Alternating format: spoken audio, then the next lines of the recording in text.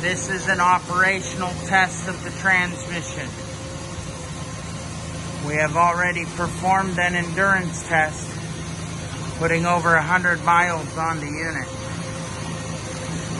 Over here on the main gauge panel, you can see the line pressure. It's the second gauge on the left set of 3. Forward clutch pressure is below that. Direct clutch pressure is the top right.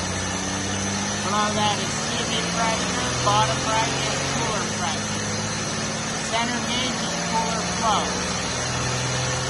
The line pressure on this unit is excellent. Shift point and shift feel are beautiful.